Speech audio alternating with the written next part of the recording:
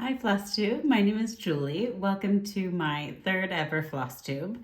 I filmed my first one at the very end of 2024 and I filmed my second, I think at the start of February. And so it's now been 2 whole months since I came back here to film a video.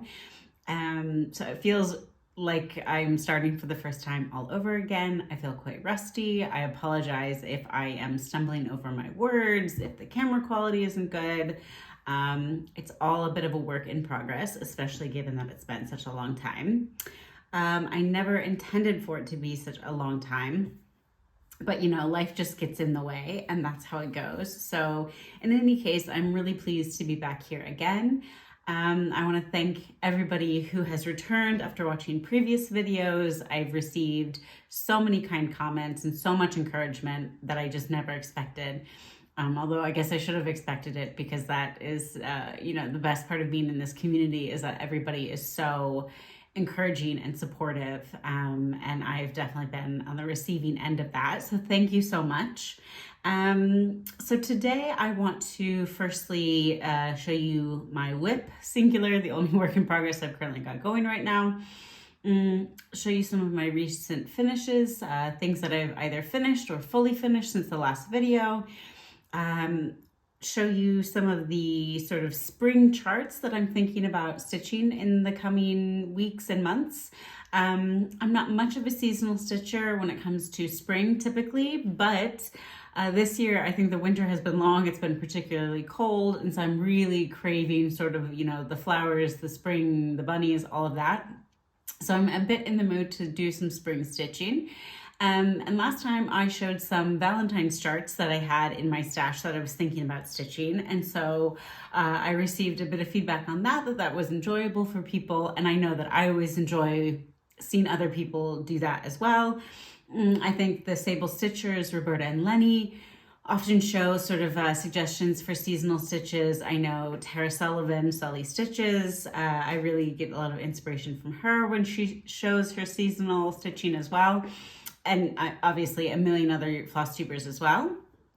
But I thought I would sort of just show some charts as, ideas or inspiration.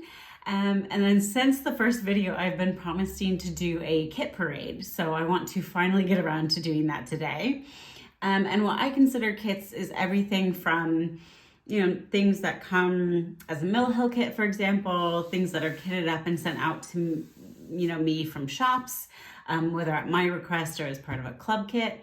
Some of the, for example, Samplers Not Forgotten does a lot of these kit sets, but also things that I have kitted up. I don't kit up everything, even things that I know I really want to stitch imminently.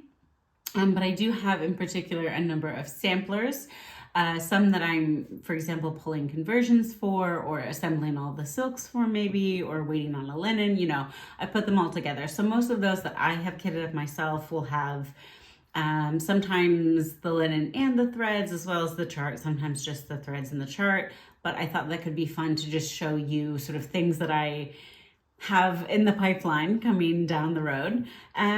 So yeah, why don't we go ahead and get started.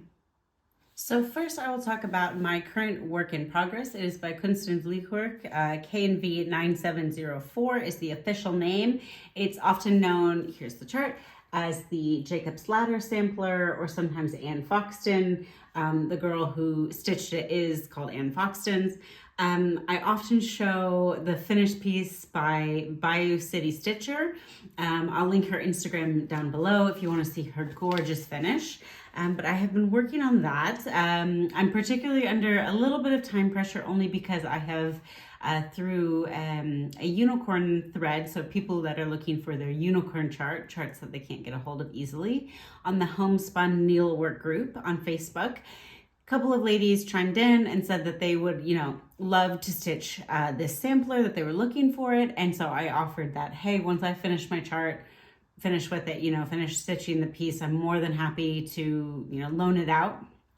So I've got a bit of a list of stitchers who are waiting on me, so I don't want to keep them waiting for too long. But let me show you. So hopefully, as you can see, I have got a little bit over a quarter of the stitching done. And I think I would have had more, except for I started this 3 different times, all on this same piece of linen. And in fact, if I switch over to the back, you see 1/4 there, which I'm sure you can see before anyways. I need to unpick that because pretty soon my sampler is going to run into that. But so I originally thought, okay, let me do this in silks because it's such a beautiful chart. I enjoy stitching with silks. So I did my own silk conversion, I believe with a Soie d'Alger silks. And then I wasn't really crazy about that. And that is what you see here. So then I was at the attic and I thought, okay, let me, leave it to the real experts and have them do an over-dyed silk conversion for me. And even though I loved those silks, and I have them all, when I started stitching it, a lot of them were pulling a little bit too greenish. And I was looking at Bayou City Stitchers, I think her name is Julia. I was looking at her finish and she stitched it in the Call for DMCs. And it was just stunning. It was just so beautiful. And so I thought, you know what? I like stitching with DMC. They're something I can actually get here in the part of the world where I live, which is the Western Balkans. I did a bit of an intro in my first video, but I don't think I've mentioned that since. So I don't have, any access to even ordering things online here. I order them to friends' addresses, and then when I visit either in the UK, in Europe, back in the States, I will pick them up there. But DMC, I can actually get about 3 hours away, so it's not super easy. But anyway, so I decided to stitch it with the DMC, and I'm stitching it on a piece of 40 count vintage bisque by Lakeside Linens, which is just a really nice sort of light creamish linen. It doesn't really have any modeling. It's quite a busy chart and I really wanted the birds and the house to stand out. So I went with a sort of more simple linen, although I don't think that this is the linen that it calls for. But that is a piece that I think I'm going to continue working on it, maybe not completely monogamously, but I really want to get that finished so I can pass it on. So planning on definitely sticking with that for a while. However, since my last video, I have gotten a number of pieces done that I thought I would show you. So the first is Couronne d'Hiver, which is a winter wreath by Jennifer Lentini. And I finished it in this circular finish with a ribbon. And I have to say, I really don't love this finish. I ordered the ribbon online and I thought it would be a deeper raspberry that would pull in some of these really raspberry red colors.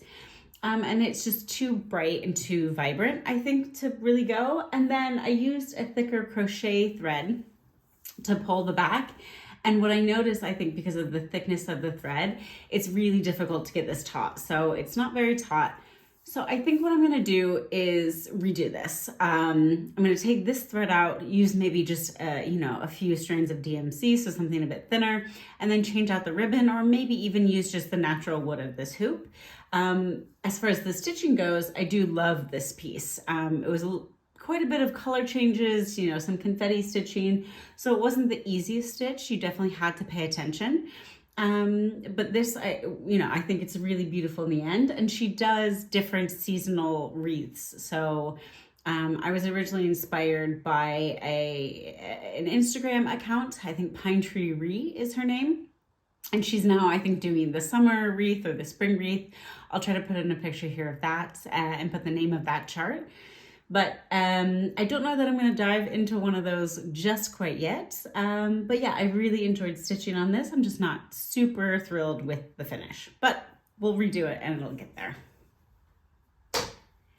Next, I finished Key to My Heart, which was from a kit, and this is by Samplers Not Forgotten. And she does a lot of these really cute sort of pin pillow type finishes. So this came as a kit. So it came with just this size of linen here. And the linen is a 36 count weeks in the color beige. And then it does use weeks threads, but you don't get the whole spool of threads. So you just get the colors. And then on the back of the chart, it tells you, dark pink, light pink. I would definitely recommend to do not as I did, which is I just sort of dived in. And then after a little bit of stitching, I realized that I was using the medium pink as the dark pink, or maybe it was vice versa. I still had plenty of thread, even though I had to unstitch that part. But I would, next time, because this is the first time doing one of her charts from her kits, sort of, lay it out and determine, okay, this is my dark pink, this is my light pink, this is my medium pink, just so everything is clear from the start. But fortunately, as you see, I've got quite a lot of floss here. So this is more than half of the floss that came in the original kit. So I'm definitely going to be stitching this a second time. I think I'll probably give this away to a friend as a gift, but because I have the threads, the chart is beautiful. And I just love this flower with the little sort of, plaid design. And this is very spring-like as well. So I think I'm going to stitch it again. And her kits come with the finishing. So it's got sort of the edging and the backing fabric. And I think that I'm going to fill mine. I'm trying to figure out how exactly I will do it. But this is lavender. This is locally grown here where I live. And I bought it at sort of a farmer's market. So I'm thinking about taking the lavender, grounding it up a little bit more finely, and maybe mixing it with some crushed walnut shells or lizard litter. If anybody's ever finished their items with lavender, if you have any tips or tricks, please feel free to let me know. But I think that would just make it a really nice, pleasant sachet that I can sort of leave out or put in a drawer, even if it's not sort of seasonal anymore. So that's my plan for that. We'll see how long that takes me to actually finish it. And then the last thing that I finished during the stitching time is a piece that I've been obsessed with ever since I saw it in her market releases. So this is Lily. This is an animal cracker by Stacy Nash.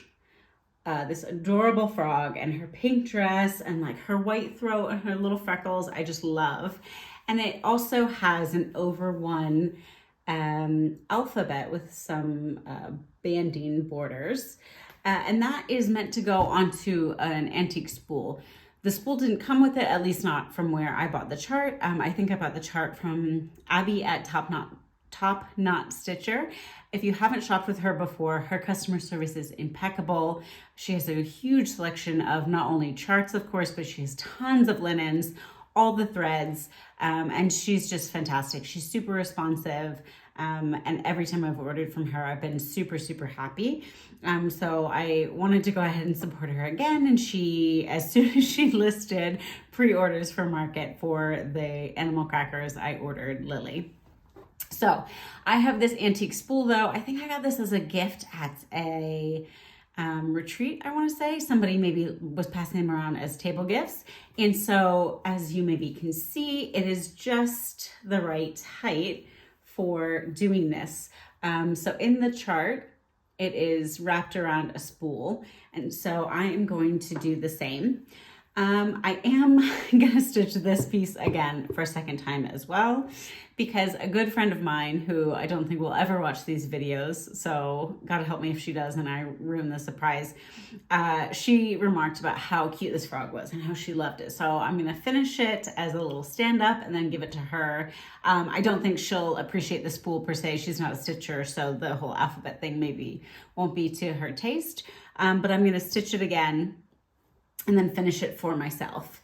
And I don't think I mentioned, I stitched this on a piece of 38 count Wayfarer's Cloak by Legacy Linen. I believe it called for a 36 count in the Needle Bling Designs Red Dirt Road. And I did order that linen, but I'm super impatient and I really wanted to start it. So I had the chart and I had all the threads, they're weeks threads. And so I just pulled from my own stash. I had them all. And I was sort of waiting on the linen because it's still, at a friend's house in the States. And so I thought, you know what, let me just pull a linen from my stash that I like the look of. And I really like the 38 count as well. I mean, Wayfarer's Cloak, I've stitched a few things on it before, including a sampler. And I really, really love that count. I find their fibers are really full. So it means that you don't have that loose weave or you don't see the gaps between the threads. So even though it's a 38 count, it gives that fullness that I really like, especially for something where it's dense stitching, like on the animal crackers. And so I just think this color choice is great. I think the colors pop on it. I'm really, really happy. And so I can't wait to finish that and then stitch it all over again. I think I mentioned that as the last thing that I had finished in this last period, and that is a lie. I was due to go to the Stitch in London Sampler Edition retreats, their second sampler edition, which is held in London. back in March. I think it was the last weekend of March. And sadly, I had to cancel my trip, which I was really super bummed about. And I was, going back and forth trying to find a way to make it happen. But I had a sick kitty at home, and she has been with me for 15 years. And so I couldn't just, leave her. I couldn't bear the idea of leaving her with somebody else while she was feeling so unwell. So that's a long story to say that at the Stitch in London retreats, they always do a smalls exchange. And, I think typically you can do the theme as, anything that you want. There hasn't, I think, historically been like, oh, for this one you need to stitch Halloween, or for this one Christmas, or this one spring. But I thought it would be very appropriate to do something a little bit springy. And so I decided to stitch ABC Pin Keep, which is by Blackbird. It's by, I don't know where Blackbird came from. It's by Brenda Gervais. It's a With Thy Needle and Thread chart. So I think this one is in fact out of print, and so it's a little bit hard to find. But if you keep your eye out, I think I got mine from maybe a D-Stash or eBay, so I set up a little alert. In any case, it's not that much stitching. As you can see, it's really quite quick to put together, but I think the finish is what really makes it. So I saw somebody do this for the Amana Farm Girl retreat, I think last year. This is her small. And so she finished it like in the chart, in the image, on an antique oil can. So then I, of course, had to order a few oil cans thinking, oh, this would be a great way to finish a bunch of stand-up pieces. So I put her on the oil can. I backed it with sort of a, rustic Civil War type fabric. My finishing at the bottom kind of puckers a little bit because I couldn't figure out how to leave a gap of the right size and have it, be able to actually go on top of the oil can. But I put a ribbon there that kind of masks it, at least from the front. And then in the beak in the chart, it calls for a strawberry to be hanging there. And I think there is even, a cutout shape for the right size of strawberry. I was thinking about doing that, but I had this little acorn, which is with some felted wool that, again, I was given as, I think, just a table gift, a little freebie at one of the retreats that I've been to. And I really apologize that I don't remember who gave it to me, but it's this felted wool inside of an acorn. And so I just took a piece of thread, as the chart showed, and tied it around the top of the acorn, then put it through her beak. And I think this is just the sweetest finish. And so this I have been standing up back there where I have some other small finishes, and I think it's just really charming. And I haven't seen that many people. I mean, if I hadn't seen the woman who finished this as her smalls exchange piece at the Farm Girl Gathering retreat in Amana last year, I don't think that I would have known about this chart. So I haven't seen that many people stitch it, but I just think it's such a genius idea and such a creative way to finish things as well. So I went ahead and copied that pretty directly. And then the last thing I want to show you is not something that I stitched this year. It's not even something that was finished this year, but it's very springy and I'm quite proud of it. So I wanted to show you a finish, quite a unique finish, I think, of a sampler that I stitched. I think I finished the sampler stitching 2 years ago, and then about a year later, I had it finished by Vanna Pfeiffer, the Twisted Stitcher, who I'm sure all of you know, either from her Flosstube channel, where she shows not only her beautiful stitching, but all of her finishing, where she'll give you tutorials for free that are super detailed and really helpful. Or she also has a recurring article in the Punch Needle and Primitive Stitcher magazine, where again, she focuses on finishing of pieces. You can also send her your items to have her finish them, and I did that. And I've showed some of those in a previous video, but I will show you this one now. So this is a Reflet de Soie sampler. It's Souvenir d'école, which is, memories of school or school memories. I think it's just absolutely stunning. So it's stitched with Valdani threads, and I think there's only maybe, I'm gonna guess and just say 7 different Valdani colors, Valdani threads that are in this, but they're so variegated, like a really extreme variegation, that like this is all one thread, even though it goes from sort of a darker blue to a lighter blue to a full-on purple. And then you have these just beautiful birds. I'm hoping you'll be able to see that. So I just think this is gorgeous.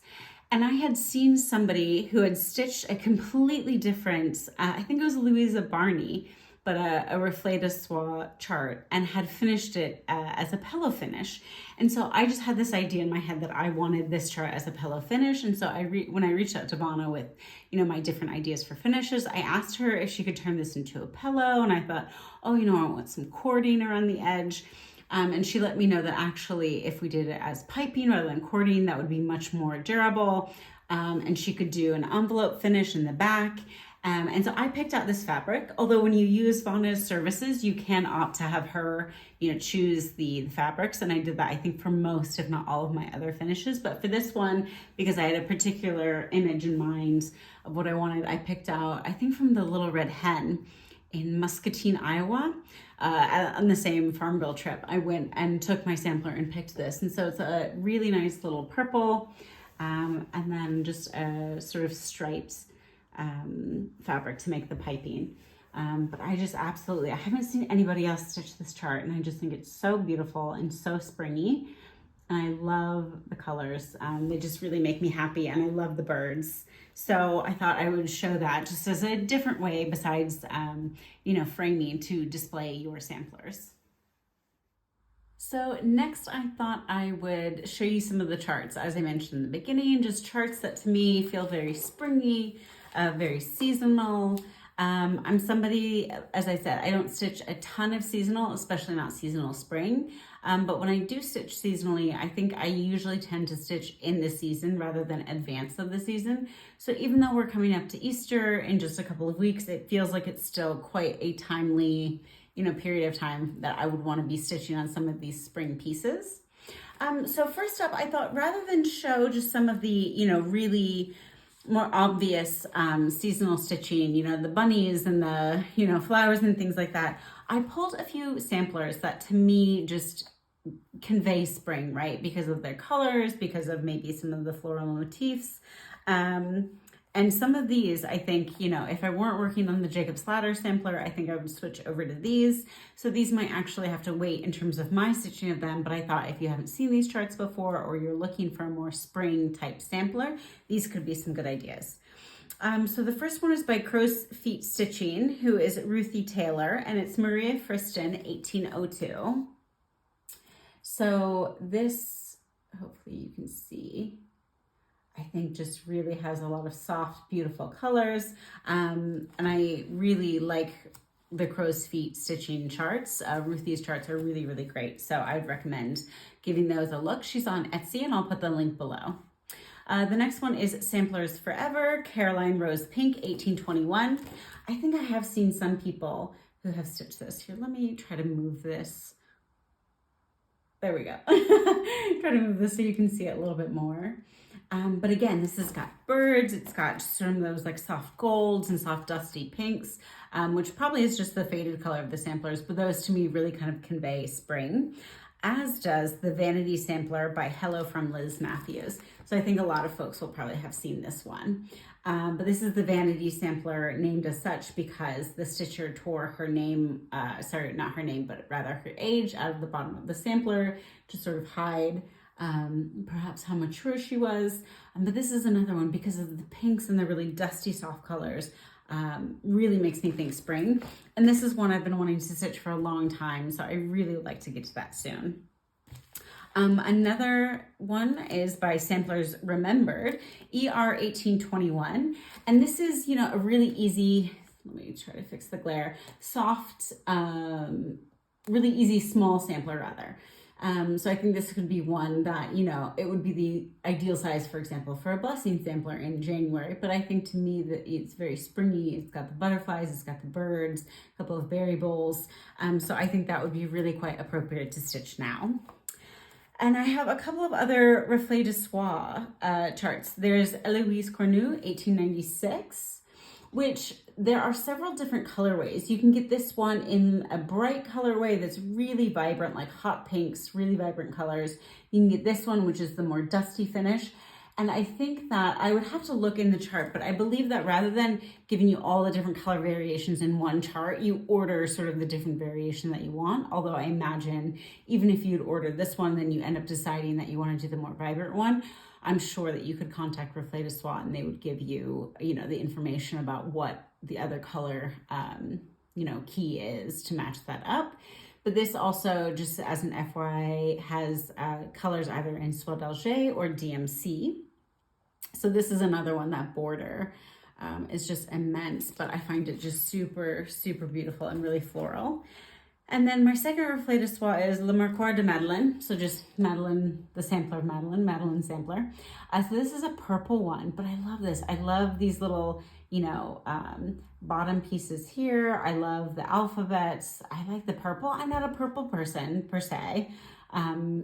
Kudos to you that are, but I just really love this one. And purple to me is also very spring, sort of festive color. So really, I would like to start another reflet de soie. The pillow that I showed is the only one that I've done, but I really, really enjoyed it. And I have loads of their charts and they're always releasing new ones that I want. So I want to sort of maybe start having a reflet de soie chart on the go at all times. And now here are some other maybe more traditionally sort of non-sampler seasonal pieces. So I'm going to try to go through these quickly. I think some of these are more well known and you guys will recognize them. And others maybe are going to be new or give you some new inspiration. But we have Spring Green Pears by Annie Bees. She has, I think, at least 4 different pear charts out. I think she's just released a 5th one, in fact, at market. But these green ones just really say spring to me. I have Easter Peep by With Thy Needle and Thread, which I think is now out of print and hard to track down. But if you can, I remember seeing Alba Stitcher stitch this, and then I ordered it from Brenda Gervais' store, a few years ago, I think before she discontinued it, but I love the little bunny head.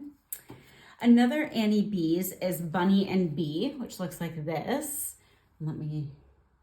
So that's got a rabbit, a bee skep, really, really cute. Another With Thy Needle and Thread, Harriet & Co. I love his little whiskers. Sorry, let me try to get off the glare. Going to Blackbird Designs, Climbing the Trellis. I think these are like a little bit more, even though they're still muted tones, they're a little bit deeper, the reds and the pinks. But I think really springy and obviously with the floral quite appropriate for spring. So the next one, I think I actually need to take a break from Jacob's Ladder and stitch. It is Lucy Beam Coverlet Needlebook. It's a really, really soft, beautiful tones. Maybe I'll put in a picture here to give you a better idea, because with the glare and the camera, it's not really picking up, but I just think this is stunning. You also have Scattered Seed Samplers, has a lot of really nice sort of bird motifs. And I like that a lot of theirs are like oval finishes or round finishes, different shapes. So I was thinking Out on a Limb Pin Keep would be quite an appropriate one with those really beautiful blues to do for spring. Thistles is another designer that I don't hear people, at least the Flosstubers that I watch, I don't hear them talking about a lot, but you have To the Easter Party. And I love this basket of eggs at the back. So I love like the chicken or the rooster pulling it, the bunny, but I love the eggs in the back. So I think that's a really cute one. You also have a Not Forgotten Farm. So I know she's got a few new releases that are sort of, I think, a lamb and maybe something else. But this is an older chart of hers. It's called Rabbit Stew. And just a little bit, not morbid, but a little bit dark, but quite humorous. And I'm a vegetarian, so the irony, but you've got a rabbit and some carrots and all the ingredients for rabbit stew, but it's really fun and springy. And I love the primitive quality of Not Forgotten Farms. I always love hers. So quite a few plum streets. My garden house, which I think a lot of this spring is because of it really says spring to me because of the color of that topper, but the white house, the florals, I think that's really lovely. You have Penny Spring. And so I always love a penny border, and I can see Michigan Stitcher, Michelle, Penny's daughter Stitches, duh. She always loves a penny border, so I also think of her when I look at this Penny Spring. Erica Michaels, the Berry Patch. So these were, I think, originally Club Kit, and now they're for wide release. But you've got 3 different framboise, and then 2 other berries. I can't see from the front cover what they are. But anyway, so these little berries that have berries on them, I think that's really cute. From Tralala, a French designer, Maison number 2.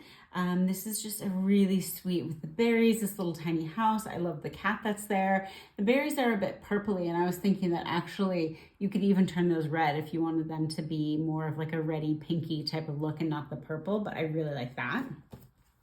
Hands on Design has a lot of really cute seasonals. So this is the Hip Hop Chockful. I love the carrots, I love the bunnies. So that's really cute, although stitching on a dark linen is rarely anybody's favorite thing, but really, really cute design nonetheless. The blue flower has a couple of charts that really say spring to me. The first is Tudor Bee, which I absolutely love. I just think this is so, so beautiful. And I love the pink finishing, even though I'm not a pink person. And then in that same Tudor sort of series, they have Tudor Swan, which I guess arguably also reads a little bit winter because it has some blues, and the swans also, for some reason, maybe the white makes me think winter, but I think these tones could also really inspire some spring stitching. Another Plum Street, I have Blackberry House, and I think Liz from Elizabeth Ann Can Stitch finished this a couple of years ago, and actually I think she finished it very similarly to how it's shown here on the chart. So if you are feeling like you want some more inspiration for this chart, go check out hers, one of her videos. I'll try to find which one it is and link it in the information below.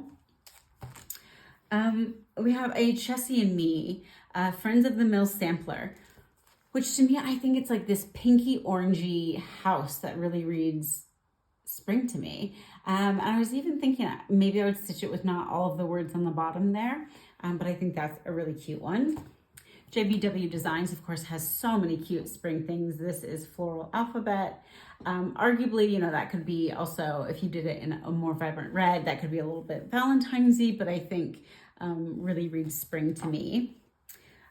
With Thy Needle and Thread, Where Hearts Rest. This is her nest, which all those like robins and bluebirds, blue jays, they always make me think spring. Also Good Deeds with the tulips and that girl. I love Brenda Gervais's women and her charts with the big, you know, tiny waist and huge hips. Really love that. Yasmin's Made with Love. So Yasmin is a UK-based designer who has brilliant charts.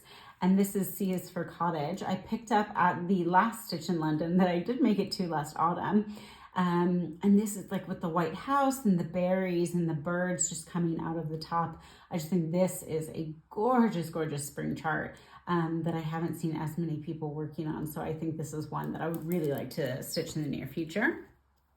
Another Not Forgotten Farm. And again, not super, you know, it's like this isn't the pastel color. This isn't, you know, anything that would read super spring traditionally, but I just think that fat bird with, you know, getting his worm as a needle book with a little bit of the penny border is so cute for spring. Some Stacey Nash, Sarah's Sewing Bag. I love this house. I love this. I've loved it since she released it, and I'm ashamed of myself that I haven't stitched it yet. I love these sort of soft, dusky pinks. Even though I just described myself as not a pink person, apparently that was a lie, because I'm really, really drawn towards these colors. I just think it's beautiful. So I think this is one that I will need to pull out in the near future as well. With Thy Needle and Thread, Spring Fling, super pink, super cute. I love their whiskers, all of Brenda Gervais, you know, her Henrietta, and then this one as well. We have a Madame Chantilly Printemps, which is spring. And you've got these three sort of, what do you call them? Snow globes. There we go. Again, purpley, although if you aren't a purple person, you could always adapt it to be more pinky, or you can mix up the colors a bit so it's a little bit more balanced, but really beautiful. Another Stacey Nash. Now this chart I like so much that I bought it multiple times without realizing, but this is the Birds of a Feather needle book. And I think Michelle from Mama Loves You GB finished this really early on. And I just love it. I'm a sucker for a bird. I'm a sucker for florals. So this is the inside of the book and then the outside. So I think this is really going to be, this and maybe Yasmin's Made with Love are going to be really at the top of my list. And then I have a few of the bunny charts by La Di Da. So these are, I've seen some people do really, really cute stand-ups out of these. So here you have Sweet Pea, who I think is the most traditionally spring, you know, with the flowers and the alphabet, really cute. You also have Sampler Hair, a little bit less explicitly spring, but it's still a rabbit. And then Francis 1863, which I think is the most simple in terms of the stitching. It's just got a bit of an alphabet plus the stitching on the ear. I think those ones will probably stitch up quite quickly, and then it's just a matter of getting yourself to put them into an actual finish. So those are all of the spring charts that I wanted to talk about in this video, just to give people some ideas. I've got you know, a big stash that I myself don't even always remember what I have. And so even for me, just going through and pulling some charts in this season really gives me a lot of motivation to get more things done and get more things started so that I can get them done in the future. But now I will, I think, switch over and start the daunting task of showing you the kits that I have in my collection. Okay, so now we will start with the kit parade. So in previous videos, I think my very first Flosstube, I showed different whips that I have. I think I only have about 8 whips, so I'm not going to show those, but just what is kitted and ready to be started, but that I haven't actually started yet. And as I mentioned, some of these don't have the linen and the threads and the charts. Some of them, in fact, quite a few just have the chart and the threads, and then I will just go to my stash. This big cupboard back here is a linen cabinet, and it is full of linens. So absolutely jam-packed. They're falling out of there. So I can really easily go and just pick up a piece of linen once I'm going to start a project to, you know, put it in the bag then. But in any case, we will go ahead and get started. So the first chart that I have is GGR MJ 1810, or if it's MJ or MT 1810. But I mentioned in a previous video, I have an antique sampler that is remarkably similar to this one. So I really want to get it stitched so that I can actually, you know, then reproduce and stitch my antique and put them up side by side. There must be some sort of link, the same teacher, you know, sisters, something like that. But this is a beautiful, beautiful chart. And if you would like to see somebody who has finished it, Nikki Noodle, I want to say Nikki Noodle 74 on Instagram. I'll link her below. She finished this, I think, towards the end of last year. Stunning. So for this, I got the silk conversion from the attic. And this, I'm not sure what linen I'm going to use, but I'm planning to do it on a high count because she is so big. So I got the Flosstube, which tempts me to even do it on 56, because what I have come to realize is I prefer the fuller coverage on samplers as opposed to what Flosstube can offer. So I think if I do it on a 56, I might actually be really happy with the coverage, and then it's also not so gigantic as a finished piece of stitching. And sorry, I'm gonna try to put these away. I won't zip them all up, but they're in project bags, and so I'm trying to keep them somewhat organized, so I'm going to try to put them back in there after they are finished. Next, I have Majestic Birds by Kathy Barrick. This chart came out, I want to say last year, maybe, so 2024, maybe 2023, but I love this, and I love the color of this linen. And I believe the call for is Seaweed by Fox and Rabbit. Yes. Which I have. However, I don't think I had a 40 count. And so I was thinking to get a 40 or 46 count of the seaweed. I think I only have 36 in my collection, but I actually came up, you know, I just stumbled upon 2 other linens that I think I might do it on instead. So the first is a tabby cat that's in front. That is a 46 count wood smoke. And it's definitely not as dark as what is shown in the chart, but I really like how like warm tone and kind of grungy that is. Or then this is a piece of fabric by Crazy Hamster, who sells on the Stash Unload groups on Facebook. I think she's in New York, I want to say, and she hand dyes. So her, you know, her linens are sort of, you know, one-off. So she'll post an actual photo of the linen that you would buy, and you just message her and say, I would like, you know, X, Y, and Z. She will then create an invoice and then ship them out to you. I did stitch my Bridget Powers, which I will have to show in a future video. It's on the wall right next to me. I stitched it on a beautiful, beautiful piece by Crazy Hamster, and so I was really happy with it. And this, I'll open it up a little bit, has a bit more modeling.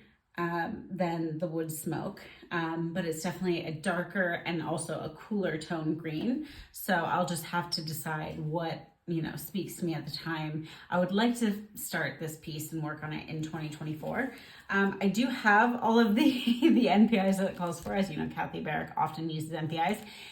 When I was at the attic, this is the only NPI that I didn't have for this, which is why it's made its way into the bag, because the rest of the NPIs are back in a different storage rack and not yet put into this kit. So I'm cheating a little bit by including this because I could kit it all up. I just haven't, but that's one that I really would like to start.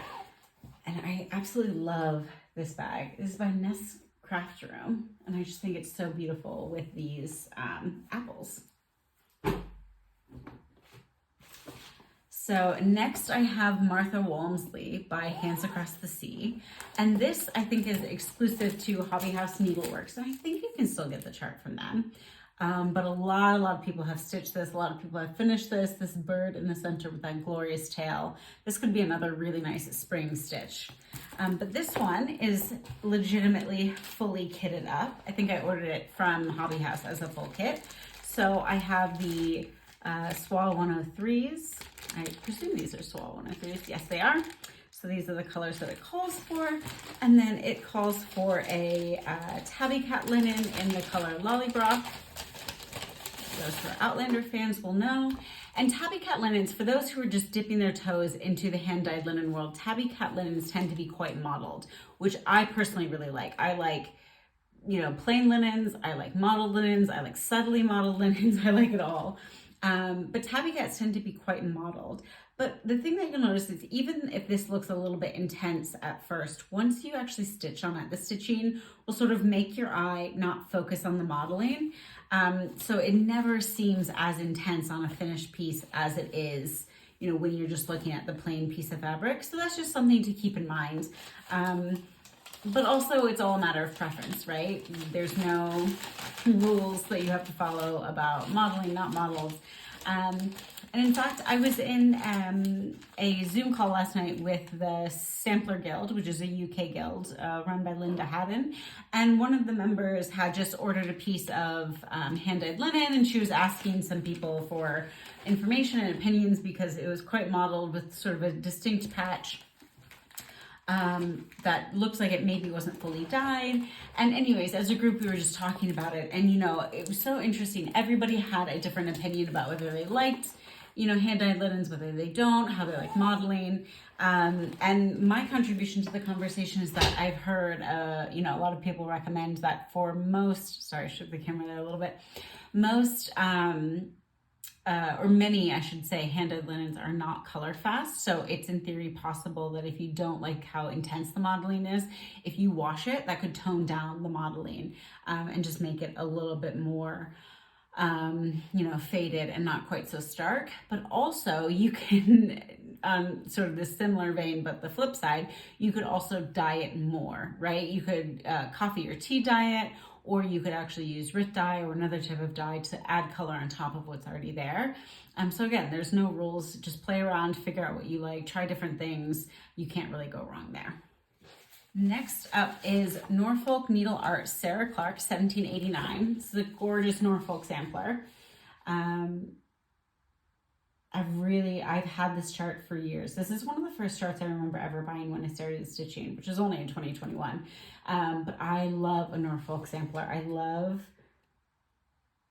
the sort of cartouche and diamond designs that are really characteristic of Norfolks. So I would like to, that's on my list for 2025. So many things on my list for this year. But this calls for a SWA 103s. So I have these kitted up. So you've got some beautiful blues, some browns, some reds. And I don't know if those are all of the colors. Let me look and see how many it calls for in this chart. And one thing I would also mention about Norfolk Needle Art is you can get her charts as PDFs. I actually don't recall if they're in printed copy as well, but sort of, you know, similar to, you know, Hands Across the Sea, for example, she gives tons of information and background in her samplers. And so if you like the history component of needlework, that's a really, really nice addition. So it looks like in the thread legend, there's what, 2, 4, 6, 8, 10, 12, 13. So I probably don't have all 13 here. They're probably sitting in my drawer or pulled out for other projects. And this one, it is called To Be Stitched on, let's see, I want to say it was a fiber on a whim, but I would have to check. I'll try to put it up on the screen. But that is one that I want to really imminently start. I like to only have one big sampler on the go at a time. So now that I'm working on the Jacob's Ladder, it's sort of, you know, impeding my desire to start other samplers. But really, there are so many that I am urgently wanting to get to. This is Martha Evans. This is one that was designed by Tanya of the Scarlet House for our beloved Brenda of Brenda and the Cereal Starter. This has a lot of things I like. I love a berry bowl. I love florals. I really, really like this one. I do have it kitted up with both the linen that it calls for, which is Hemingway by Needle and Flax. There's the back side, you can see a little better. And I opted to kit it up with the Swall 103s, which I've got already on the ring there, plus a little straggler.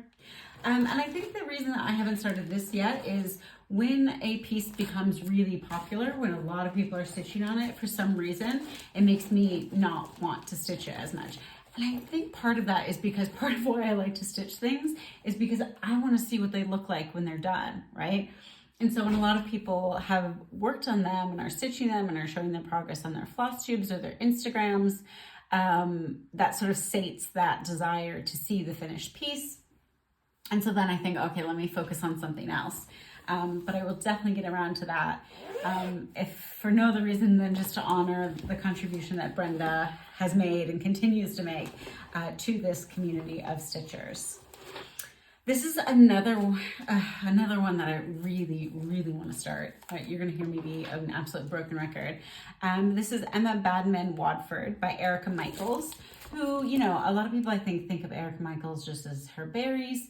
But I really love this. And with this one, I'm toying between whether I want to do, you know, the entire sampler or if I want to just do this bottom part that has the birds and the motifs, and maybe finish it as something like a drum or even as like a rectangular pillow.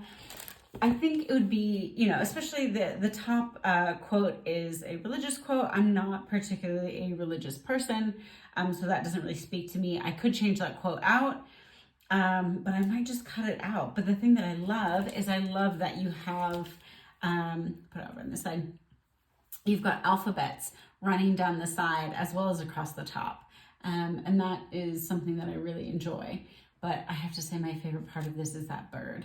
That's just immense. So for this, I have put together the silks that it calls for, which are mostly soie d'Alger, which you'll see like just beautiful pinks, browns, this yellow, and then it also calls for some classic color work, so blues and more of these sort of rusty reds and pinks.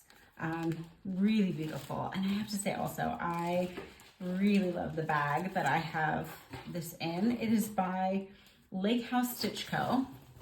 It's a giant bag with a handle. And I just love this yellow. I don't think of myself as a yellow person, but this bag just makes me really happy and it's so well made. I love the size, I love the handle. For me, I like a big project bag. I like for everything to fit. So next I have sorry, I haven't been showing all of the bags or naming who made them. Some of them I can't remember. Some of them don't have a little label on it, but this I know is a berry bag, Berry Stitch Folk. One of her coveted tomato bags. And this is a chart by Whilst Iris Naps, Mary Gibson, 1828.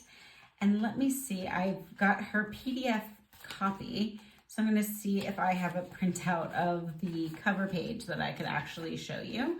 I do. I could also just insert a picture, but let's see how this goes. So this is one, I think this was an exclusive in the Homespun Needlework group, which I've mentioned. I'll link them below. Julie Krisavi runs it. They offer exclusives, I think roughly around every other month, that they work with designers and shops to ship out to you. You do have to be a member of the group to buy the charts, but it's free to be a member of the group. If you have a Facebook account, you can join the group. And so this is really a wonderful sampler. And if you don't want to join the group, for example, if you aren't on Facebook and don't want to support Facebook, usually the designers, I think thus far at least, have they've all released the charts that were once exclusives to the group. About a year and a bit later, sometimes a little bit more, they have released those for the wider public. So for example, at Nashville Market this year, Stacey Nash released a chart that was previously exclusive to the group. There's one chart, the Charlotte Warrenton by Needlework Press, that's going to forever be exclusive to the group, but otherwise most of the things you'll be able to get. And this I started, I think, last year, and all I have is the outside border and a tiny little bit of the sawtooth border started there. But this I really like, and I'm trying to remember, I'll have to put on the screen what linen this is. I want to say it looks like a needle and flax, maybe like a dirty teacup, but we'll see if I'm right or wrong about that. And my scrungly threads here are all of the colors. So you have reds, a lot of beautiful golds, sort of greeny colors. But this, as part of the kit, came in, I think, a bag to kind of keep it organized, which is quite nice. So I want to get back to that at some point in time. I don't like to have too many whips on the go. And even though I said I wasn't going to show whips, this is one that hasn't gotten any love in a really long time. So fair enough that I showed it to you. All right. In this beautiful bag, I would have to look up. I'll try to look up and see who it's by, because I would love to give them credit. I have a piece I'm dying to get to. So it's a GGR chart. I've stitched one GGR. I stitched Bridget Power, who Jackie at Comfort Stitching was sharing her journey of stitching on Bridget with everybody recently, and she has a gorgeous finish. I also really love stitching on that piece. It's exquisite, and a lot of people have done that with especially the top sort of flower border. But anyways, I digress. This is Anne Lanzac, also by GGR. It's got these giant motifs, and this, I've had the chart in my collection for quite some time, but when I saw Jean Lee of the Attic stitching on it, I knew I would have to order her conversion. So I reached out to the Attic and I got their overdyed silk conversion. So it looks like it's got dinky dyes, it's got gum nuts. I think that it's got Belle Soie, but you see it's got a ton of these gorgeous gold shades and then just like a little bit of blue and green. I'll try to insert a picture of somebody stitching on this chart just so you can see it, because the GGR charts always show just the antique on the cover, and so sometimes it's hard to really visualize what it's going to look like. But those are the threads that the Attic sent to me. And then I have a couple of pieces of linen in this bag because I'm not sure yet what I'm going to stitch it on. Jean's, at least when she was showing it on Flosstube, was on a really sort of rich golden linen, and so even though there's a lot of golds in it, I still would really like to do on a really warm, rich golden linen. I also like when there isn't, sometimes like such a stark contrast between the thread colors and the background linen. So I have what the Attic sent me. They sent me a 46 count hog bristle by Fox and Rabbit, which is one of theirs that's not particularly modeled. It's a pretty solid shade, a very warm sort of tan. And then a much more modeled option, which is a 40 count Heartland by Picture This Plus. And as I mentioned, I love a model. Let's see. So this is currently winning out in terms of what I think I'm going to stitch it on, the Heartland by Picture This Plus. But we'll see when I actually get around to it. And I'm not sure exactly when I will get around to it. It'll happen at some point in time, but we'll see. And then I'll make the call, and who knows, it could even be a completely different piece of linen by that point in time. I do kind of like the idea of the fox and rabbit because it's 46 count to make it a little smaller, but we'll see where the wind takes me. All right, in another beautiful berry bag. Bags are just stunning, as everyone says. I have another one that I'm going to say I am super, super jazzed to start stitching on this. So this is by 1897 Schoolhouse Samplers, Leanne, who is a brilliant designer out of Canada. She does a lot with living history, but she is deeply knowledgeable and has an immense collection of antique samplers that she's reproducing some of them. So this was a collab that she did with Evertote, the store up in Canada, and now she's working with them. I think they're her exclusive distributor of her hard copy charts. But this was originally released as sort of you'd buy pieces. This is the antique sampler, and she would reproduce, you know, individual little patches of that, and they had finished it along with fabric as sort of patchwork to make a bag. I had reached out to Leanne to ask if she was planning to ever release it as the full chart, and at the time she said she wasn't. And so I was thinking like, oh, do I, you know, should I look at the picture and figure out how to make it into one chart myself? But then luckily she decided, or Evertote decided, then, you know, the two of them together decided to do it as one big chart as well.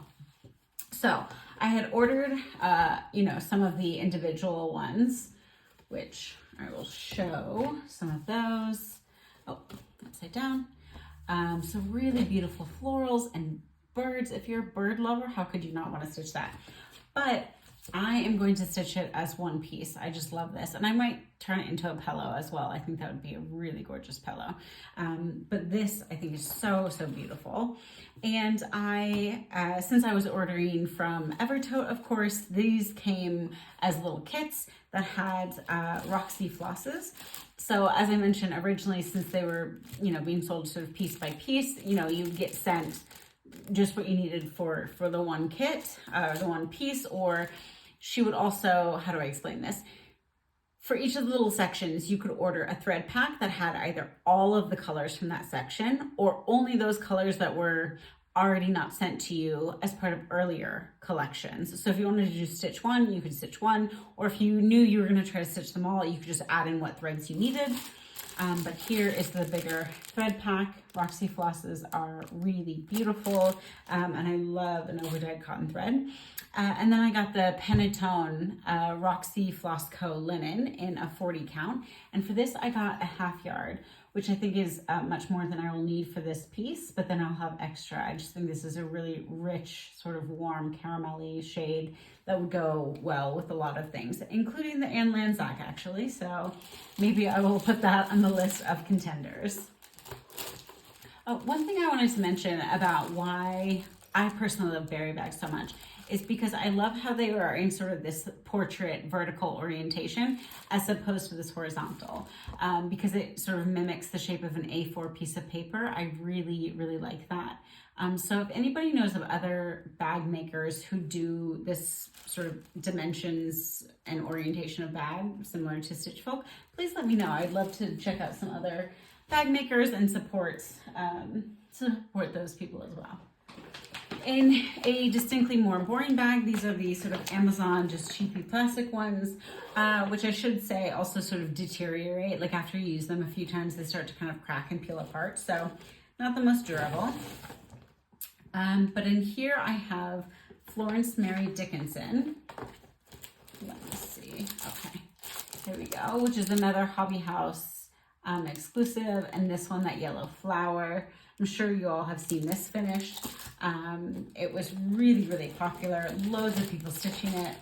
I have the 40 count Creme Brulee by Tabby Cat, which is this really speckled, rich, warm brown, which I love. And then I got the Swirl 103s to go with it. So a lot of pinks and vibrant colors, really beautiful.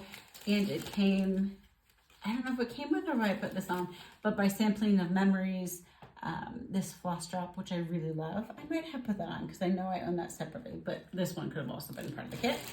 But anyways, so that's another one that I was sort of put on hold because so many people were stitching it, but I love that yellow flower in the center. I love the color combinations, and it's a beautiful chart. So for sure, I will get around to stitching it at some point in time. All right, the next one is Ho Ho Ho. Let me see if I can fold this because the chart is there.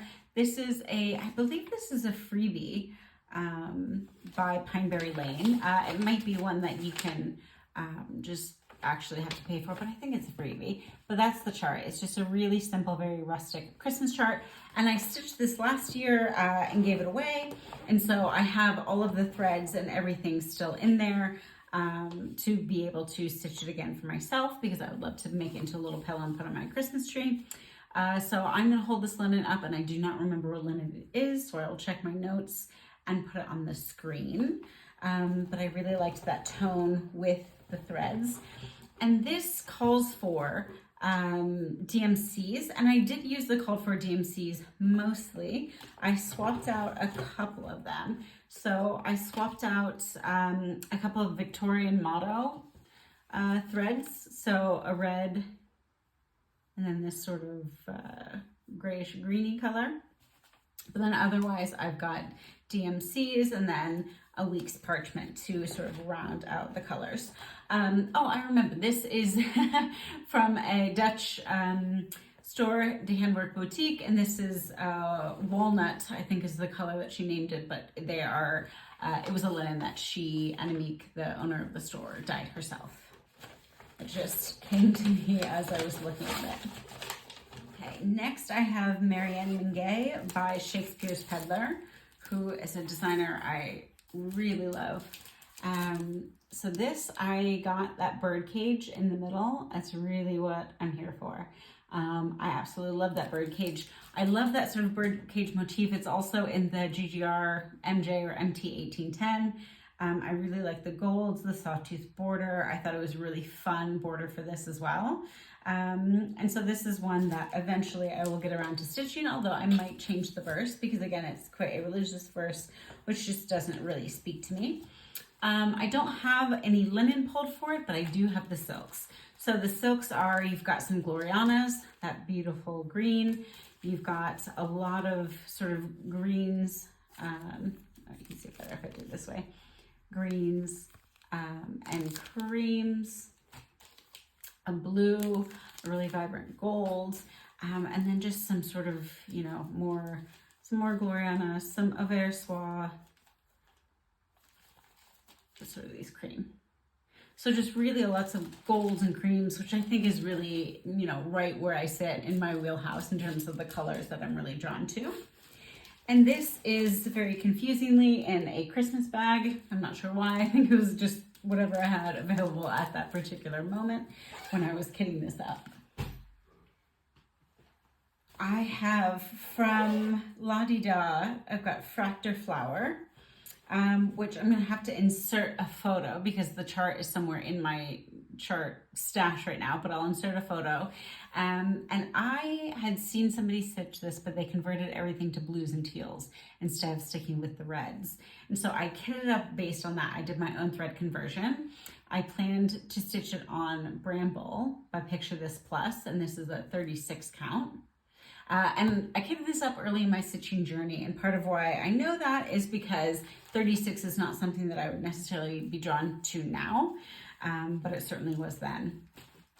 But so the persons whose conversion I saw stitched, they didn't publish, you know, the list of what they stitched with, but I just sort of eyeballed different colors that I thought would be good. So it's a lot of blues and purples and greens, another really rich kind of tealy blue, and then just a couple of neutrals. I'm now gravitating back towards doing it in the red, the called for colors. So I'm not sure what I will ultimately go for. I think just when I pick it up to stitch on it, I will figure out what I am drawn to then. But I'll try to find a picture of the blue version that I saw and that I was originally inspired by, just in case anybody out there has been putting it off because they didn't really love the red in the original and wanted something a bit different. Maybe you can also go and do your own conversion, or I'm happy to tell you what threads I have pulled, but since I haven't stitched on it, that might not be the most helpful. So I have for Gilles Leger, which again, the chart is in my, I'm pointing over this direction because that's where I have all my charts on a bookshelf. Gilles Leger must be over there. I also don't have a linen pulled for it, but I do have all the threads, and I've labeled the bag as Gilles Leger. So here are a bunch of Auvert Soie colors that I'm planning to stitch Gilles Leger on once I get around to it, in a Made by Mama Joan beautiful floral bag. Here I have Brenda Gervais Trick or Treat. I have done a lot of these, but I am keeping it here because I haven't finished all of them. So this is her booklet where she had a lot of different pieces. I haven't finished any of them, as in I haven't finally finished them. I did finish the stitching on a lot of them, but I'm hoping this autumn to do the rest. And I really like her color palette, like the pop of purple, but then these sort of like peachy oranges, pinkies. And these are being stitched on 40 count Brenda's Brew by R&R. So that is the fabric there. And this is a beautiful William Morris fabric bag. I don't remember who sewed it, and it doesn't have a label, but I will try to find out and put it on the screen in case anybody's interested. I'm always interested to know. Here I have just another beautiful bag. I love this golden yellow. I like florals. Apparently I like this gold color. And this is housing the 1831 Sarah Harriet Stevenson sampler, which is from Sampler and Antique Needlework Quarterly. And I only have the PDF, so I can't really show you. But I'll try to extract a photo of the sampler, because I have all of the episodes, all of the issues of Sampler and Antique Needlework Quarterly. You can get them now digitally. So I have all of those. And this sampler really reminded me of Martha Carr by Cross Stitch Antiques, which is one of the first samplers that I stitched. It's a beautiful, very yellowy piece. So very similar in terms of style, although this one is very distinctly, I would say, dated in terms of its color scheme. So you can see on the back all of my notes here to try to come up with a thread conversion that I will one day stitch with.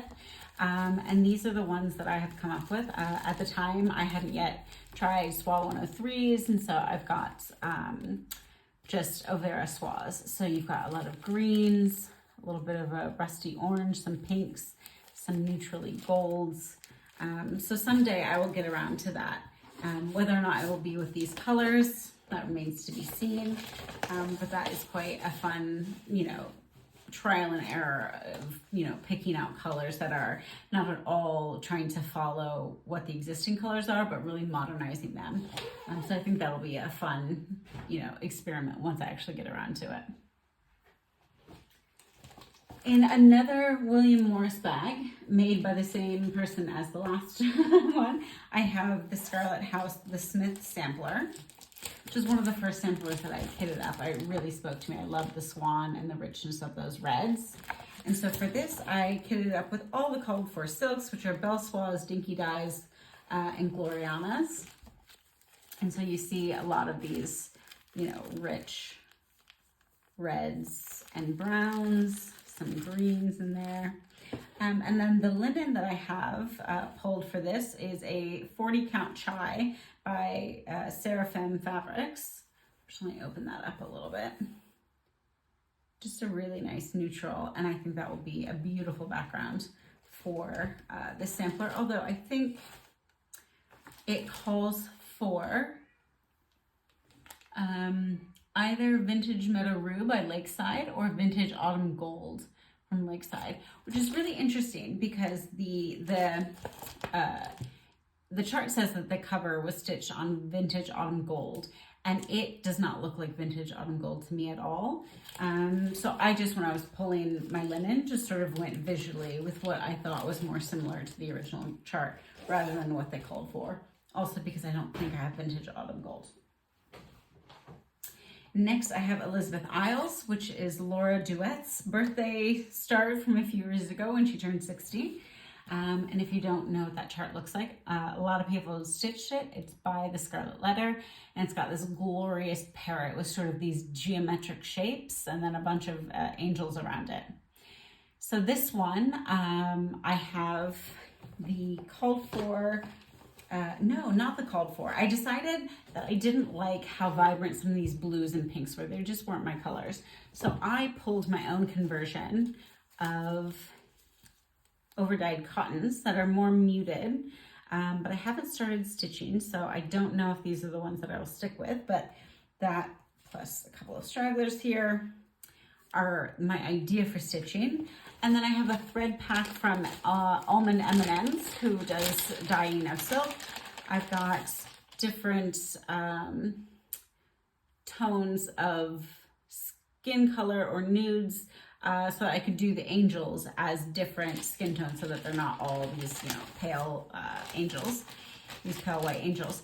But I'm not sure if I'm going to do that. Or I think it was Jody of the channel Trixie Tricycle, who is behind Cedar River Linen. I think she did it in just the parrot, like just this part of the chart, and made it into a drum. And I really like that. I don't love the border and I don't love the text, so I might just do the parrot and have it turned into a drum, but we shall see. Okay, and next I have by a designer called Stitch with Coffee, who is on Etsy. I have Trick or Treat 2022, which I will put an image of because I only have the printout and not the cover. But that, I love her designs. They're so cute, and if you're a cat lover, I think you'd love them. They're just sort of cutesy and fun, vibrant colors. So I've got the DMC she calls for. There's black and white, and then some really fun colors over here. Great for Halloween. These aren't all of them. I've stolen some of the threads out of here for other projects since I haven't started this, but this is one that I would really like to work on maybe this autumn when I'm feeling, you know, a little bit more in the Halloween-y theme. Next, I have a kit that I was given at a retreat. This is from the Stitch in London Sampler Edition last year, so the 2024, and this is Maud Mary Dodgel, 1876 by Mama Loves GB. And she kindly gifted us this chart along with a piece, excuse me, a piece of linen and the threads. So the linen is Summer Khaki by Zweigart. It's a 40 count. And then it's 3 DMCs and a Classic Colorworks, but those are just really, really fun colors. The blue, that sort of chartreusey green, the purple, really fun. So I think this would be a sampler that would be stitched up really quickly, and I would like to get that finished, started for that matter, but started and finished, especially to commemorate last year's retreat. Right, next in another beautiful bag, which makes me think it's maybe by the same as my other bag with handle, but I will check and confirm. I have the next in this series of the Hobby House Press Mary Alcorn. This is the pin mattress. I've stitched the spool holder and the drum, and Vonna Pfeiffer finished both of those. And so I also now have the full sampler. It's been released by Hobby House. I plan on stitching that. I'll show a picture of the finishes that I have already, but I definitely want to stitch this mattress finish. I couldn't even fathom trying to do a mattress finish on my own, so I will definitely try to send those to Vonna. And I just have the threads from when I was stitching the other pieces that are still in there. They all use the same sort of color palette, obviously, because all of the smalls are drawn or are inspired from the bigger sampler. So I will definitely be using that. And this is on Thornfield Linen from Needle and Flax. So this is what that looks like. So yes, the other one must have been Thornfield that I referred to earlier. So that is definitely one that I want to stitch ASAP so that I can get that sent off to Vonna and have that actually finished, and then display it next to the drum and the spool holder that I already have. Okay, next is Handwork Samplers, the Eliza Hills 1856 sampler, which, as far as I know, there's this light colorway and then there's also a dark colorway. And if I remember correctly, it was the Attic who stitched it on a darker linen and did, of course, the thread conversion to silks. And I had seen it, I think, firstly from a couple of other stitchers who noted that they got the conversion from the Attic. And then I think I saw it on the Attic's page. So that finally convinced me to go ahead and reach out to them. So they sent me the Mason Linen Button Box Dark. So Mason Linen in each different colorway, they'll have different tones. They'll have a light, a medium light, a dark, a medium dark. So this is their button box in dark, and this is a 46 count. And then beautiful silks. I think these are all Belsoise, but just gorgeous, gorgeous colors. Pinks, reds, all of that. But that conversion you can get from the attic. And if I can, I'll put up a picture of their conversion once it's stitched, because it's really, really beautiful. And that's one that I haven't thought about in a long time, but now that I'm seeing it, I'm really inspired to maybe starting that hopefully sooner than later. So yet another William Morris bag. I have a definite theme. So this is Salty Seagulls by Helen Daly, who's Helen D here on Flosstube. So she has done quite a few freebie charts in the past, and then this one I think is maybe her first paid chart. But Salty Seagulls, I love a seagull. I love this Ahoy. So I have pulled what I think I'm going to either do a 38 count Legacy Linen in Vermeer Blue, which is a little bit more grayish, a little bit more muted, or I have this, you know, screen printed 40 count bluish with some purpley linen that maybe I would use instead.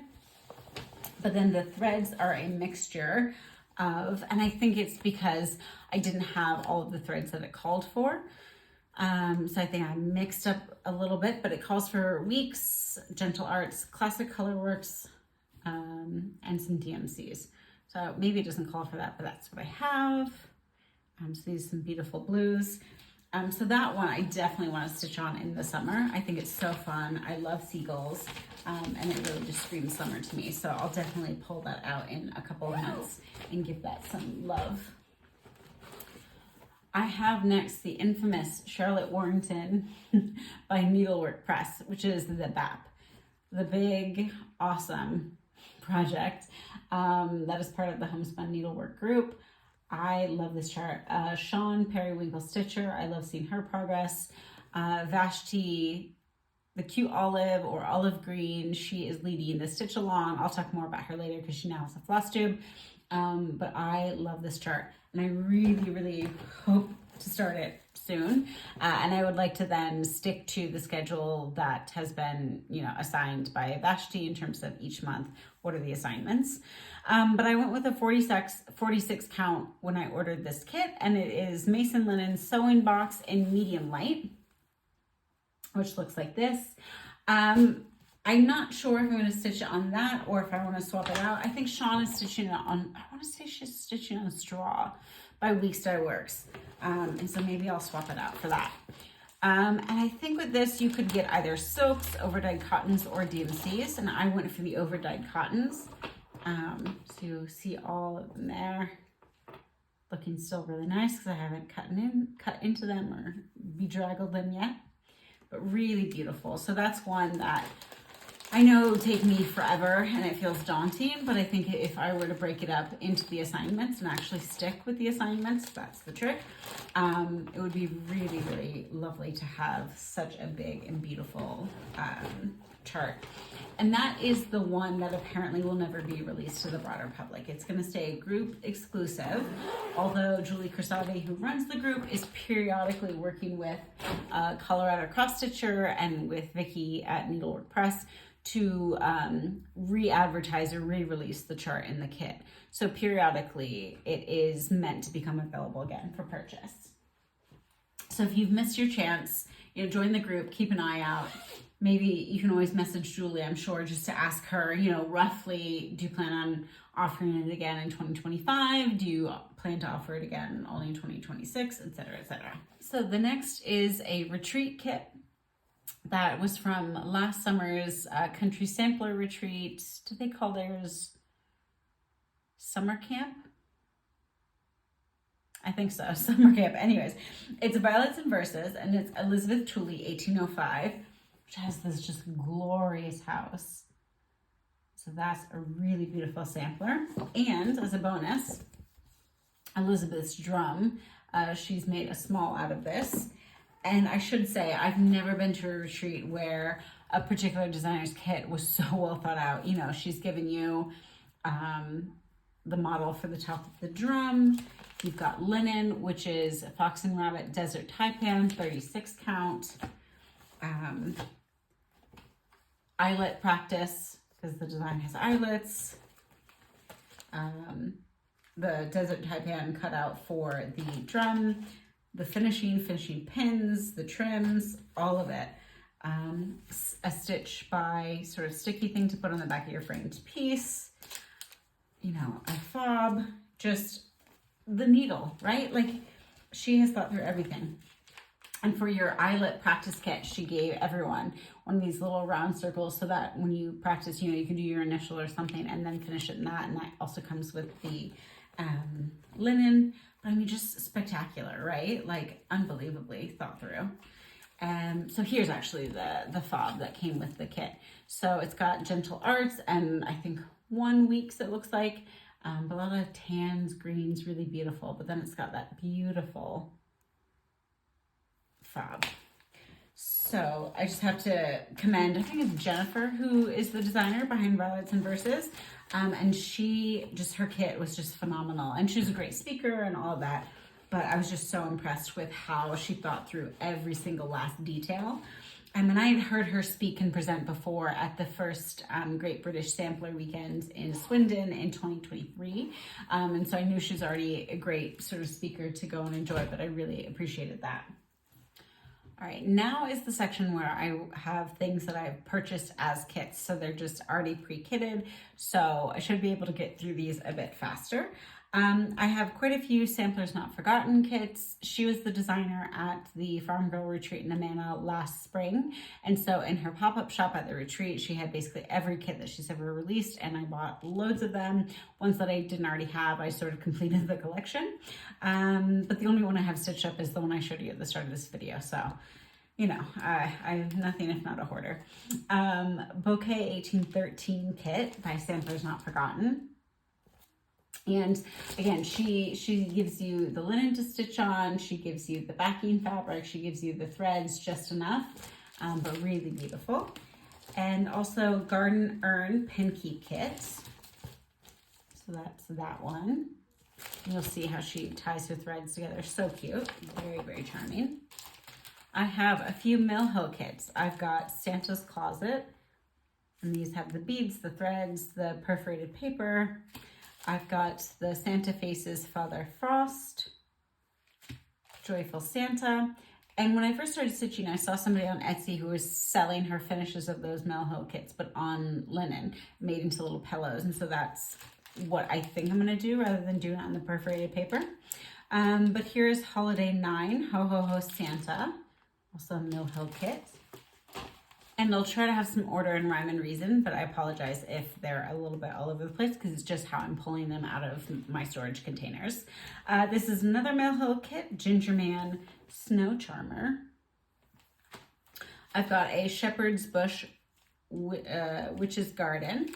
Just really cute purples and muted oranges. Shepherd's Bush daunts me a little bit because it's got specialty stitches, but I'm gonna give it a go.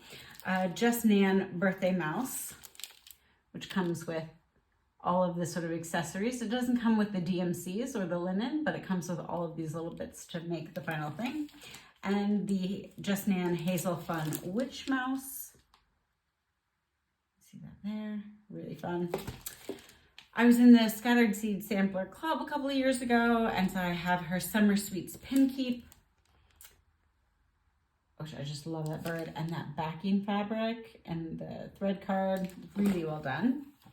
I've got the Heimsit Snowman, which again, it doesn't come with the DMC, but I'm counting it as kitted because it comes with the beads that you need. So it's a little bit of a cheat. We have Bent Creek photo booths. I have quite a few of these. This one is Pilgrim Pals. It's this idea of, you know, they're in a photo booth and they're taking 4 images. Linens, beads, all that good stuff. More Bent Creek, I have quite a few of their zippers as well. This is Snow is in the Air. It comes in this plastic little zip bag with, you know, the fabrics, the threads, the beads, the little special charms. Another zipper kit, snowflakes. I love his scarf. And again, here it's quite a, you know, a chunky, low count linen, and then the threads that go with it. I have Scarlet House Autumn Garden. And this comes with the finishing bits and pieces that you'll need, the threads. The Trilogy, Tall Trios, I've got Yule, which is that. And again, the linens and the threads. Another Bent Creek zipper, but this time summer themed. This is Sandman, which is just an adorable snowman at the beach. Again, linens and threads. I've got Hands On Designed Tomato. This is one that was, I think, one of the very earliest exclusive to the Homespun Needlework group. This comes with everything you need to make this tray. It's got, you know, a waxer in there. It's got the threads. It's got the felts. It's got the instructions. You even get, you know, the batting with it. Really, really cute. I've got Erica Michaels, Frances Sampler Berries, Frances Peacock. I think this is a Dying to Stitch kit. The linen and threads. I've got a Scarlet House Jane Williams 1838. I think this is the Country Sampler. Is it Schoolgirl Club? Oh, it was the Threads of History Club 2022 to 2023. But this has a Fox and Rabbit linens, and then Classic Colorworks and Gentle Arts, all nicely wrapped up there. I've got the Big Blue House Pin Keep Drum by Stacey Nash, which is this chart. So this kit didn't come with the chart. You had to buy the chart separately, but this is one of Katie Strachan's conversions into silks.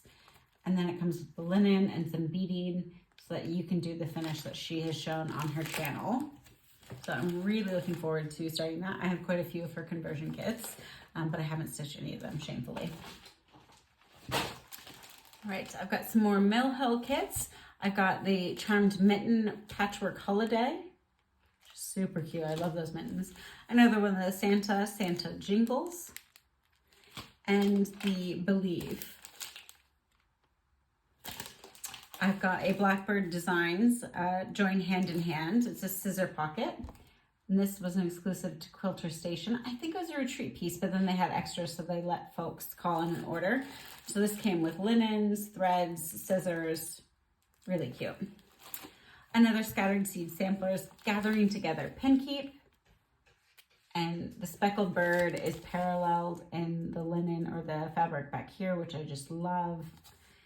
And then I'm going to have to see where the actual stitching part of it is. But this is the finishing kit. This is from Steph at Lindy Stitches. She had the needlebook finishing class online during the pandemic.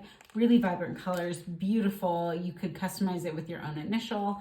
I haven't done it yet, sadly, but I've got that, and the chart, I'm sure, is somewhere down there to complete the full kit.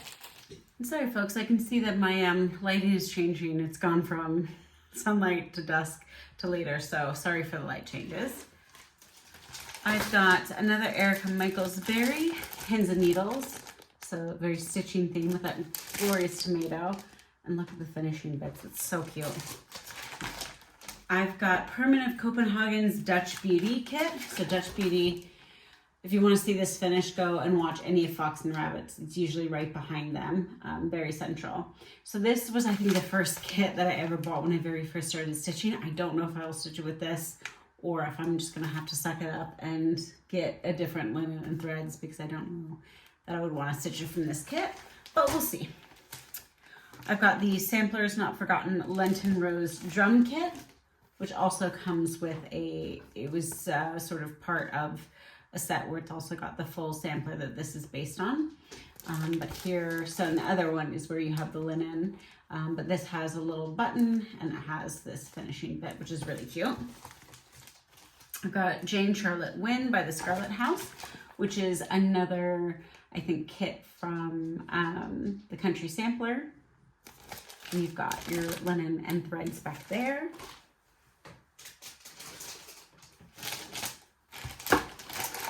Got Lollies, Candies, and Crows, which comes as this little set from Brenda Gervais with Thy Needle and Thread. And I managed to get the full kit from her website. And that comes with, let's see, I can grab out some little black balls, but little felted wool candy corns, which are super, super sweet. Here from where I showed you the finishing pieces already, this is the Lindy Stitches Ruffle Love needle book, and then you got the linen and the DMCs with that, so these super cute vibrant colors. And this is the main chart for the needle book. You can see, like, you can do your initials there. So I could do a J for Julie, and she gives you the full alphabet. And it even came with some just really cute stickers. Just an awesome kit.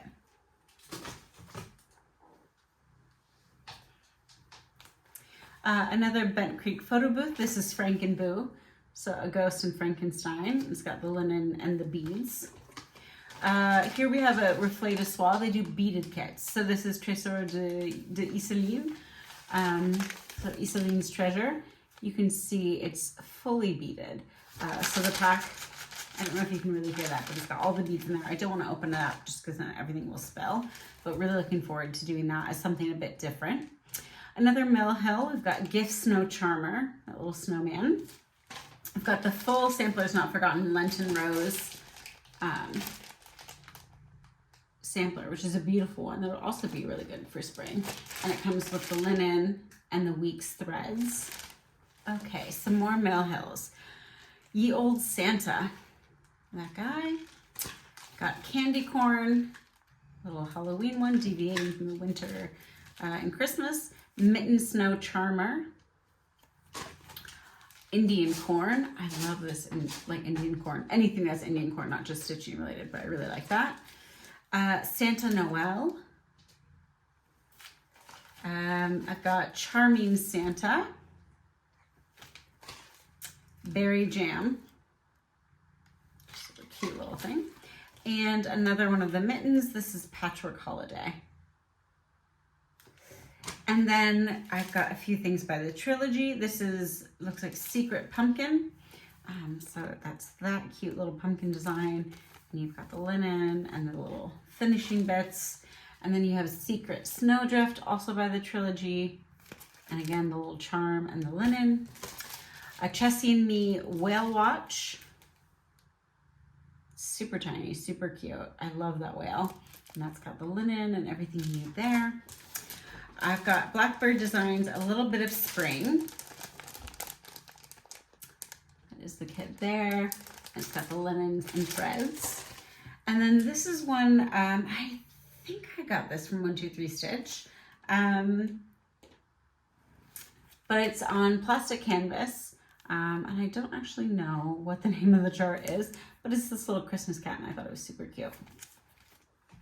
Another Mill Hill, this is Star Santa. Super cute. Another Just Nan Gingerbread Candy Mouse. The little metal bits. Gingerbread Elf Mouse. Another zipper. The Bent Creek I Love Snow. Or I guess this technically isn't a zipper, but same sort of idea. So the linen and the threads there. A Chessie and Me. This would be another contender for the spring. It's the Bertha Mae Brown sampler. It was also in the Threads of History club at Country Sampler. But this is the chart. And then back there you've got the linens and threads. Another Trilogy piece, Warm Hearts. And then you've got the linen and you've got the threads that you need. You don't get the full skeins, but they should tell you, they label them. I got the Stacey Nash Oak Leaf Manor Pin Keep Drum. This is a Country Sampler kit that they have put together. And so it's got the fabric, the threads, the linens, and Country Sampler conversions I love. Like I love the tones, the muted tones that they use. Really, really beautiful. I have another Stacey Nash As the Crow Flies Pin Keep. And this was exclusive to Hobby House Needleworks. I'm not sure if it still is or if it's more broadly available. But it was possible to order from them. And then they send in this little pouch the Weeks Dye Works threads that you'll see here. Not that many colors, fairly muted tones. And then the linen, and then the finishing ribbon. Right, another shepherd's bush, a witching season. So seasonally, I would say Christmas and then Halloween are my most common. I got the Pale Pumpkins pincushion stand and scissor fob. This was an exclusive kit by Shakespeare's Peddler for the Midwest Stitchers Retreat, October 2018. And I just loved this pumpkin round and all of these muted tones. And so this was an exclusive, and I think I had posted it on one of these threads that's like, what is your unicorn chart? I was looking for this and somebody was interested in selling their kit. So I got it. It's got sort of the finishing fabric and the threads that you'll need. Really cute. From a Stash and Load, I got this Elsa Williams golfer kit. That you can see even just by the style. It's super dated. It's got back stitching, so not my normal style, but my dad and son are big golfers, so I keep meaning to stitch this for them so that they could display it in a room where they have a lot of their golfing memorabilia. I have a Bothy Threads kit. This was, again, maybe like month 1 of my stitching. I got this Bothy Threads kit. This is Christmas scarves, little duck and the robin. And the linen comes with these speckles, which you get, or I guess it's not linen, it's Aida. And then it comes with the threads. So I think I might still stitch that at one point in time. It's not really my style anymore, but I think it's still really cute, so you never know. Another shepherd's bush, Fear Not. So all my shepherd's bush are Halloween. This house with this crow at the top of it on a little hill. And you've got the linen and the threads. A Stacey Nash Velvet Tangerine needle book, which is that. And then in the kit, you get the velvet for the finishing, and you get the threads and the linen. I've got this Luca S kit. It's Christmas toys. Looks like it's on maybe Lugana.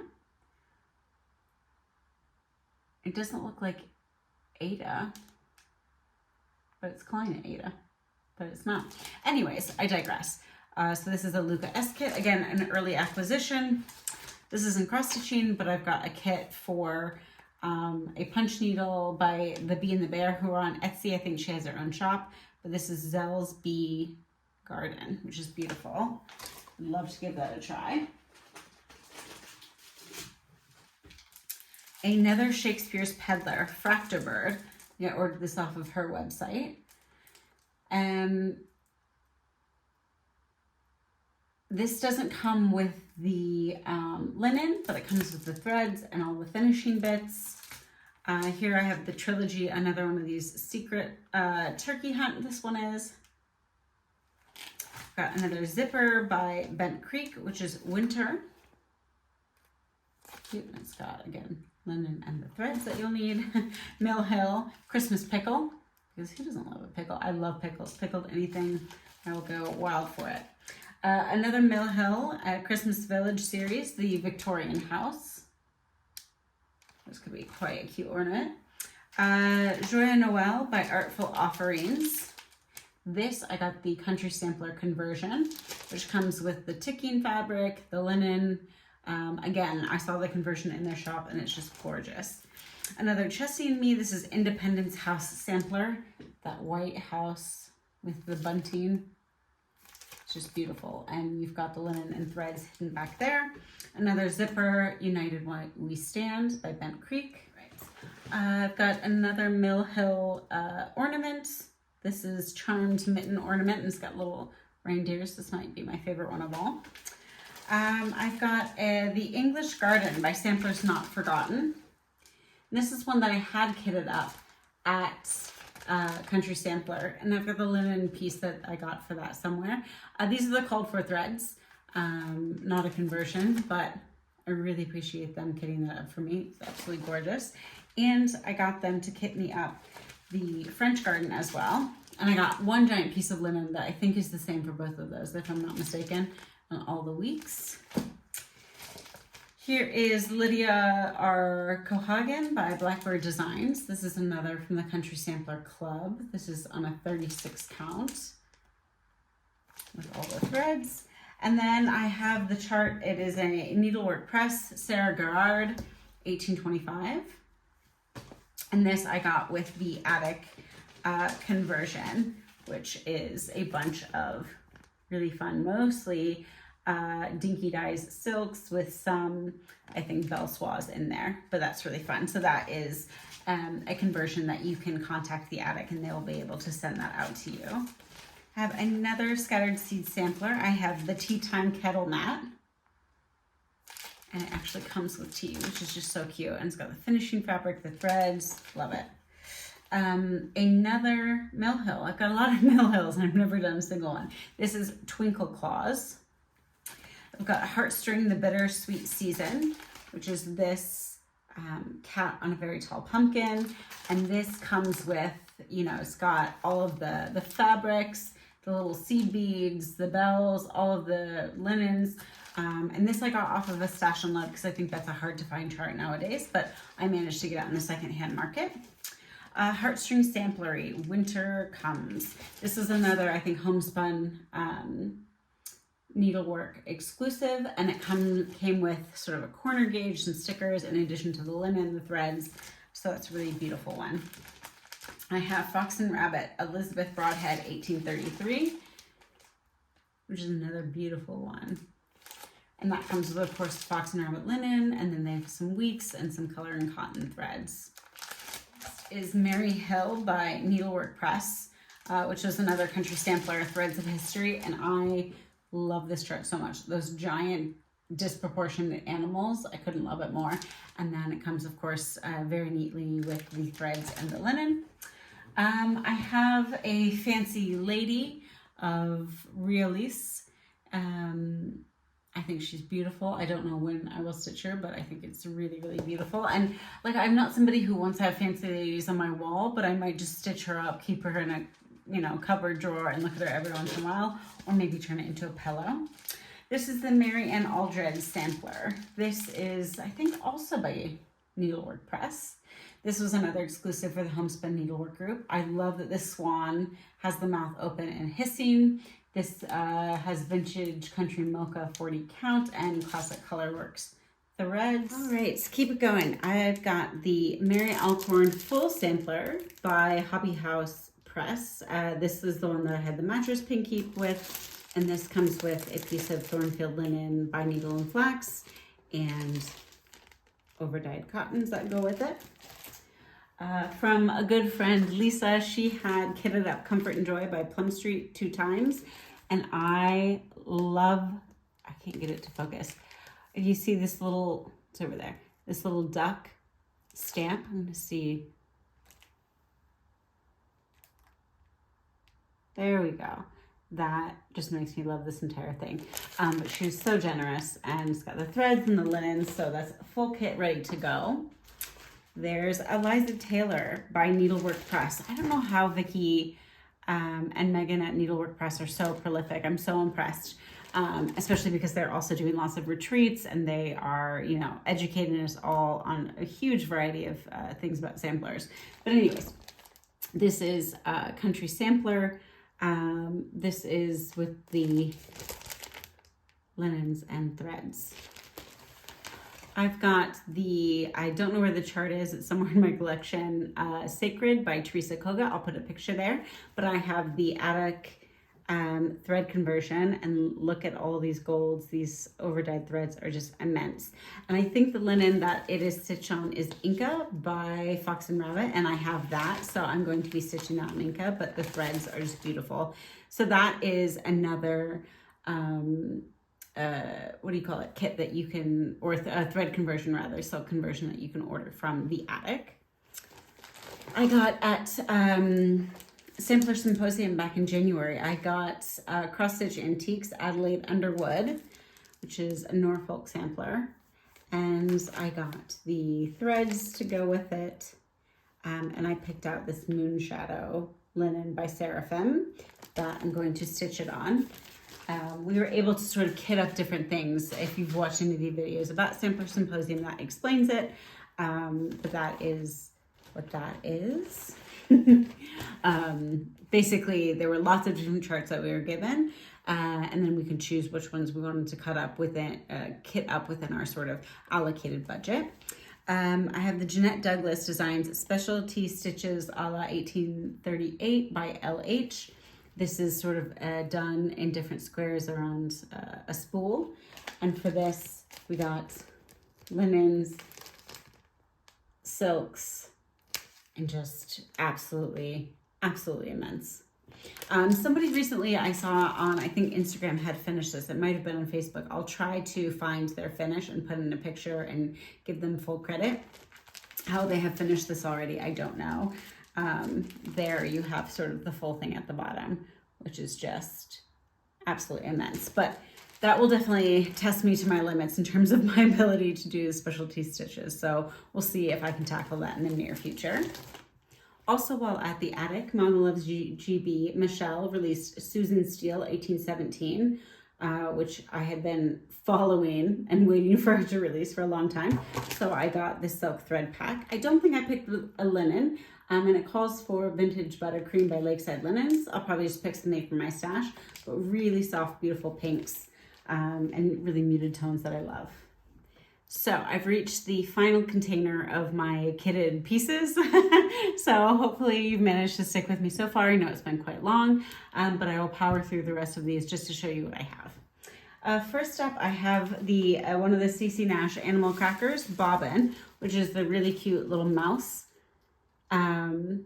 It's, I think, technically not kitted up, but I ordered it online, and it came with the spool with the threads, so I'm counting that as kit adjacent, and so it qualifies for this section. I've got another Stacey Nash Fresh Picked Pin Keep. That's the chart, and I've got the Country Sampler kit. It's got the linen, the call for DMCs, the backing fabric, and I had seen this on display at Country Sampler, and I had never noticed this chart before, and after I saw their display, of course I had to get it. It was just so beautiful. As always, they convert to the most beautiful colors. Also, I picked up October House Fiber Arts Faded Flag. It's that skinny little guy, and that has got the linen, the threads, the blue felt for the back. This is another Country Sampler, but I don't think it's conversion. I think it's the called for colors. Cross Stitch Antiques, Julia Rachel de la Mer. This is another Country Sampler. I think it's still exclusive to their shop, but just look at those florals. I've said this about a million pieces today, but this is one that I really want to start stitching very soon. So this comes, of course, with the linen and the threads, beautifully packaged as always. I've got from Hobby House Press, Pollyanna. This is the Pollyanna pillows, and comes with the linen and the wheat dye works that are called for. I have an Amy mitten kit. This is mute but not silent. I want to say this was through a sampler guild, but on the back it says Dying to Stitch. So I'm not, oh no, that's a different piece. I think this was through a sampler guild, but I'm not sure which sampler guild. But Mute Not Silent by Amy Mitten. There was a day where you could sometime during COVID, join. And I didn't join, but that's what it's from. People were stitching together. So this one, I will try to insert a picture if I can find one. This is what was from Dying to Stitch. This is A Visit from St. Nick, collaboration between Hello from Liz Matthews and her mother, Kathy Barrick. This was from a Sampler Sewing Circle club. Really, really cute. We have another Sampler's Not Forgotten. This is Peony Pocket. And this was a retreat piece. This is from the Amana Farm Girl kit, and it's got all of the backing, and it's sort of like it opens like a portfolio. Really beautiful. And now that I look at it, I have to stitch that immediately. Like, how haven't I started this already? All right, another one that I myself have kitted up. This is Sarah Dutnell. This is Scarlet Letter. I think somebody, is it Anka Hartung that finished this? I'm not sure. I will look and try to put it up, but if you can just see how beautiful. There's a lot of satin stitches in there. And I got the Swadelges that it calls for, and then it calls for a lot of these, I guess, accentuate, which I've never stitched with before. I'm not really looking forward to that part of it because I know people find that to be a bit of a pain, but that sampler is one that I really, really want to stitch up, especially after seeing the finish of it at some point over the past few months.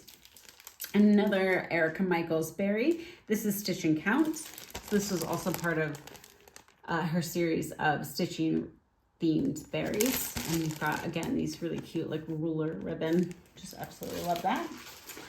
Here we have Samplers Remembered Sunday Morning. This is another schoolgirl club from the Country Sampler. I bought this on Stash and Load because I wasn't yet in the club at this point in time, but I just think it's beautiful, and it comes with all of the threads, the weeks, the gentle arts, plus the linen. We have the Mary Napier Sampler, 1832. This is another Threads of History club, so another Country Sampler club. And this is by Birgit the Wishing Thorn. Don't know if I said that. And then you have DMC, and also then the conversion to overdyed threads and the linen there. Here's one that we got at Swindon for the Great British Sampler Weekend. It is by Ray Niles of Red Barn Samplers. This was a sort of preview of, I think she was going to be releasing this later, and I think she's released it now. But it's the Sarah Sophia Railton 1796 Sampler Snippet. And that is it there.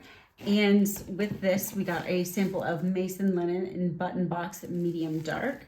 So now I think I have button box in dark and also medium dark. From Violets and Verses, we got at the same retreat a Bristol sampling. So this is a spool sampler, and she gave us, for example, the banding that came with that, and I think we also got the thread.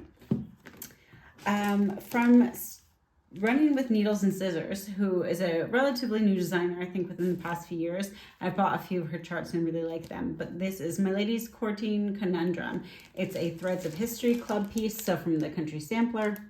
So these really cute little figures there, and just really soft, beautiful colors, and a gorgeous linen. I got some strawberry pincushion kits, not cross stitching. I've got from the Tinsmith's Wife, I've got this, I guess this is needlepoint.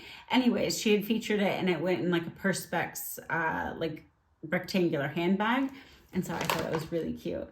Here we go, that shows you it. So I'm gonna give my hand a try at that at some point in time. Let's see. Got another Erica Michaels berry. This is a Stitcher's Garden berry. You can see that. There we go. Really. Measure and Cut is the name of that one. The Scarlet House Home is where my samplers are.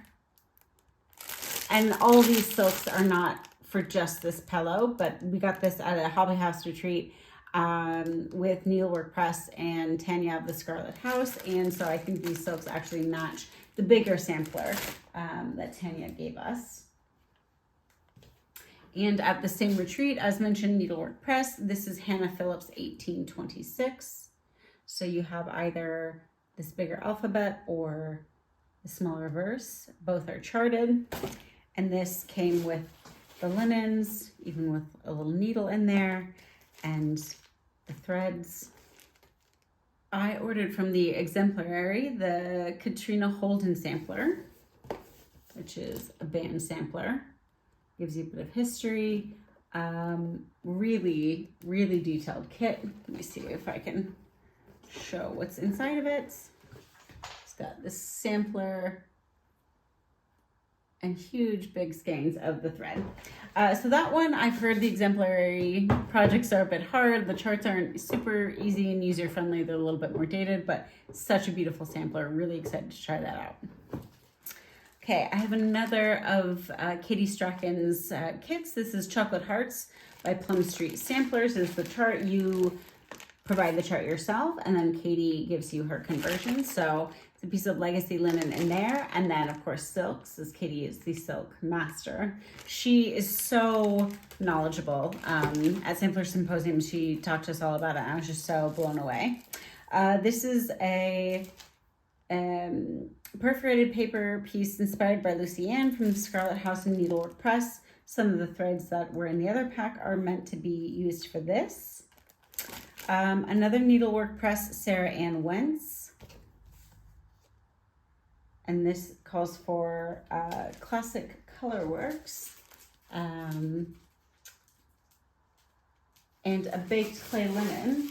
So that's baked clay linen. And there we've got all the threads. That's this one. Some more of these Samplers Not Forgotten kits. The Patriotic Heart Kit. Bee's Delight Kit.